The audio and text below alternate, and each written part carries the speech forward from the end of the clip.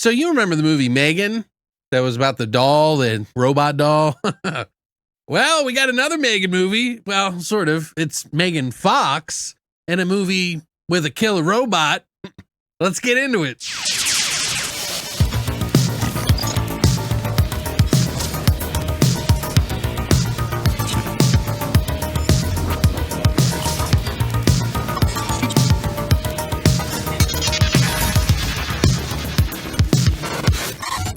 So first up, I want to add a little bit of news here, guys. I got some different stuff that I'm going to be doing on the channel here, including older movies that are, physical media. I have a huge franchise haul that I got of all these movies that someone was gracious enough to send to me. And so that's why I'm telling you guys now that I'm going to be doing a lot of different stuff. And so I'm going to need your help to kind of help push those by commenting and liking and sharing the videos. That's all I really ask. It really means a lot to me. I'm trying to boost these things because my computer is not doing as great as I would like. It's just getting old.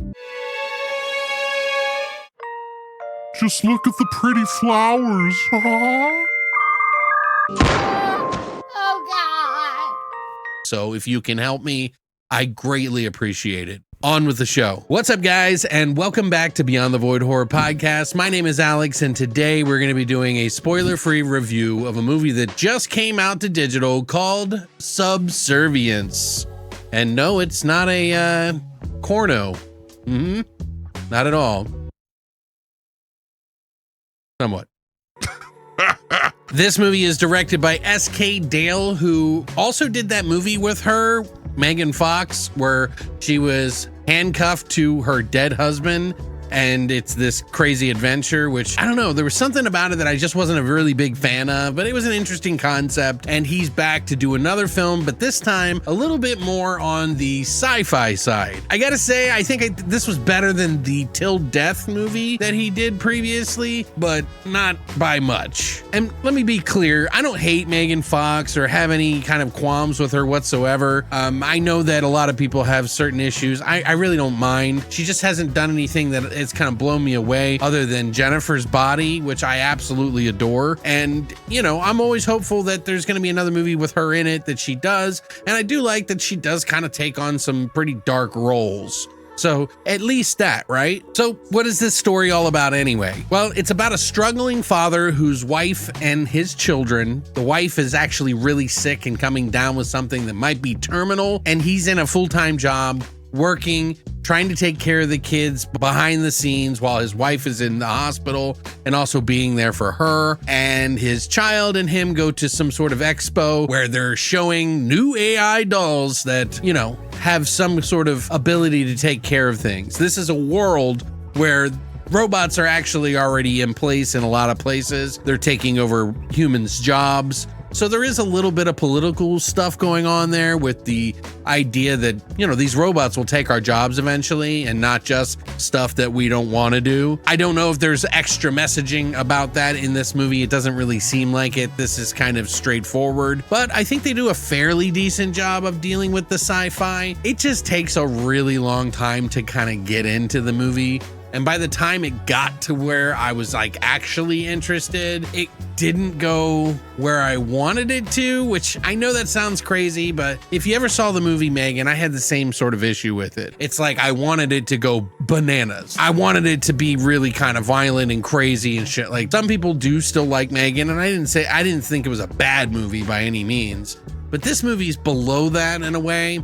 And I think the reason why is some of the acting in this one is a little stiff. They do try. It's not the worst acting I've seen or anything like that. And of course, she's stiff a little bit, obviously, because that's how she has to deliver her lines, being a robot. But that's not what I'm talking about. She does okay for that. And I think the other people that play robots in the movie do a sufficient job. But to be critical, though, this felt a little cringy in a lot of areas, and I was laughing in a lot of parts that I shouldn't be. These are heavy melodramatic moments. There are some sex scenes in the movie that were just so overdone a little bit. Plus, Megan, this hot bot, comes on in and taking care of the family. while the wife's in the hospital, and then she comes home and, things are all over the place. Also, I want to add, this movie does have some nudity and things in it, but it's not as bad as all that. But it definitely shows some pretty extra stuff of Megan Fox, which, some people might say that this is a movie that is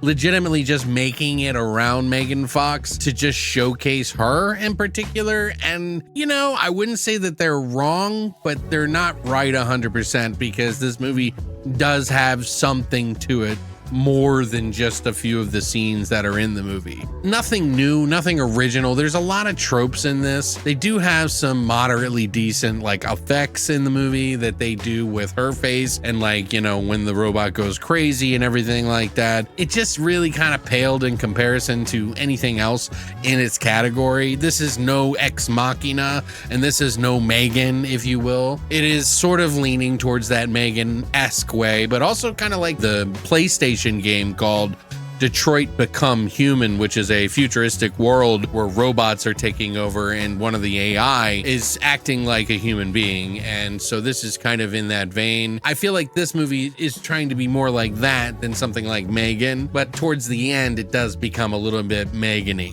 I had to give it a little credit there because it does have kind of an atmosphere of this futuristic world, and they do show elements of the sci-fi and the robots in the real world because it's affecting this guy's job and his home. They do a pretty decent job there. Like I said, this is much better than Till Death. As story writing, it's a little bit more original, but it does feel familiar of other things we have seen. And in my mind, I'm thinking of an AI robot or whatever, no matter how far in the future or how close it is into the future, just because of the times we're going through right now where everybody's sort of complaining about money and finance. This movie is a little hard to kind of buy into because of that. I think that it's going to fall deaf on a lot of people's ears because the only people who could afford something like this would be really rich people, at least in our scope of, perception, because I couldn't imagine that AI robots being available for cheap unless it was 100 years in the future. You know what I mean? So it is a little hard for me to grasp about that. And the way they get this doll is just kind of like, hey, I guess we're going through cancer and we're going through all this other stuff. Yeah, why not? An odd choice of a story in the times that we're living in right now. This was a movie that was shot in Bulgaria, so some people are speaking in different accents. That didn't really bother me at all. The acting was just a little iffy. The kids in the movie were actually pretty decent, but yeah, I didn't really have a lot of interest in this movie, but I did watch it. It was better than I was expecting. I was kind of expecting this on the low end, and it could go down on a second watch. Like I said, there was some things in the movie that kind of seem a little cringy and tropey. Will you like it? I mean, that's going to be up in the air. I mean, obviously, anything you can think of, a hot robot coming into your house while the mom's away kind of thing, you can figure happens in this movie. So it's not like I'm spoiling anything. I'm just telling you that it's not incredibly original, but there were some elements outside of it that it did do that I liked. And I really, really wish that it would have gone so much further in this movie and taken some more risks, and done some more out there moves, because at some point in the movie, you're like, okay, I can get into this, and it just didn't go there. It was overall a little bit of a disappointment, still above average in direction and all that other stuff. I would probably give this movie a 5.5 or a 6, and part of the reason why is because I don't really feel like I would necessarily want to rewatch this movie, but it still has some elements in it that are decent. I mean, it is above average acting and camera work and all that other stuff, so I have to add those things in there as well. So just understand that it's not always just did I like the movie or not. I have to add in all of the aspects of filmmaking, and that's why I always get a little peeved when people just give everything a 1 or a 0. That's just so no. I understand you're protesting, but you shouldn't do that, just in my opinion. If you haven't seen it already, you can rent it right now for $5.99 on all of the digital outlets. If you're gonna wait, which I wouldn't blame you, till streaming service might be better for you. If you like these types of movies and you like to take risks on these kind of things, it's definitely above one of those sci-fi movies or something like that. There's more artistry to it than that. and it is a little bit more serious than some of those other films, but you know, it's also kind of silly in a way because the concept is. But I liked the hard sci-fi element in this one a little bit more than I think the other stuff that he's done. But yeah, what do you guys think? Have you seen the trailer for this? Are you a fan of Megan Fox? Do you not like her? What are your thoughts on this? Please let me know what you think in the comment section down below. Are you going to watch this movie? But what do you think of this movie? If you enjoyed this video and it was informative for you, please hit the like and subscribe button, and of course the little bell notification to let you know when I got a new video coming out. Thank you guys so much for coming by, and as always, long live the void.